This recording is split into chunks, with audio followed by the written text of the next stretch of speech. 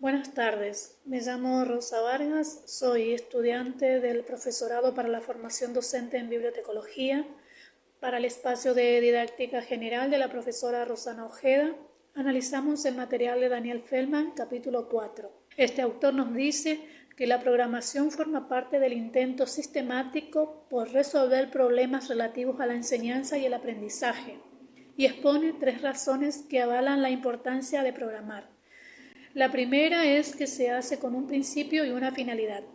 La segunda tiene que ver con el tiempo y el balance entre intenciones y restricciones. Opera en ambientes complejos por la cantidad de factores que pudieran llegar a intervenir. Se realizan diferentes escalas, se planifica tanto para una clase como para un curso completo. El currículum es una herramienta fundamental para la planificación y la organización del conocimiento escolar. Como plan, encontramos rasgos comunes entre los cuales se encuentran el propósito, representación, anticipación y carácter de prueba o intento. El propósito del programa es resolver algún problema que pueda ser fijado por el profesor o derivado de la institución. Implica una representación y también una anticipación de la acción que se llevará a cabo en un futuro, siendo que todo programa es un intento, no una realidad constituida. El programa muestra perspectiva de dinámica de la clase según los saberes incorporados por los estudiantes y nos arrojará una respuesta a las preguntas a quién, para qué y por qué se está enseñando. Por otra parte, se establecen los componentes de la programación y entre los mismos hay un elemento en común, el proyecto, el cual indica algo que debería suceder u obtenerse.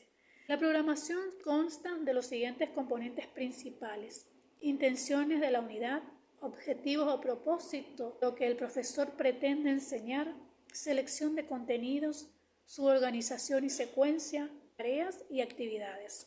Si hablamos de conocimientos escolar, es preciso mencionar las 3 dimensiones del contenido. Dimensión técnica, se trata de programar. Dimensión cultural, marcado por ciertos parámetros del entorno. Y dimensión política, que como todo principio selectivo, la definición de contenido implica inclusiones y exclusiones. La secuencia de contenido, las progresiones pueden ser de distintos tipos. Muchas gracias. Mi nombre es Samuel Figueredo, soy alumno de primer año de bibliotecología de la materia de didáctica y voy a estar hablando sobre la segunda parte del capítulo número 4 de Daniel Feldman, que es la programación. La selección de contenido. Para definir el contenido a enseñar es preciso identificar objetos y ordenarlos por medio de algún agrupamiento.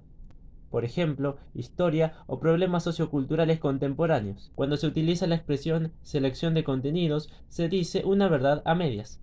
La diferencia de finalidad genera distintos realces, énfasis y prioridades en la selección y formulación de contenidos.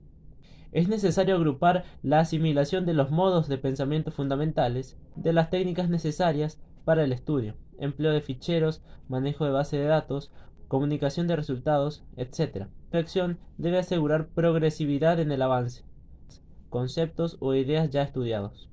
Todo aprendizaje tiene cierto requisito de redundancia, esto es, la posibilidad de revisar y retomar temas, conceptos o ideas ya estudiados.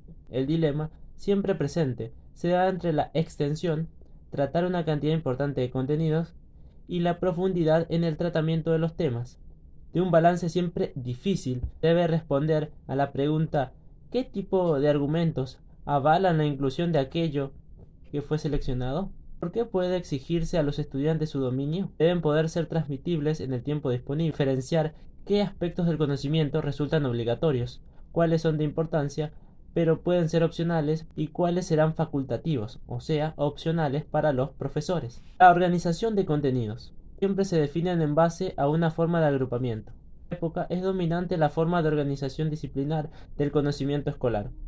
Historia, geografía, física, química, etc. Formas de la clasificación disciplinar del conocimiento escolar en el currículum no han sido la única alternativa. Si bien es cierto entonces que la organización curricular de contenidos ofrece alternativas, podría decirse que el currículum ofrece un stock del conocimiento empaquetado para su presentación. Los más importantes de articulación se encuentran en el trabajo por proyectos. Siempre responde a una situación que necesita respuesta, una necesidad o un propósito. Investigar el origen de una población, preparar y mantener una huerta, etc. implica la convergencia de distintos tipos de conocimiento.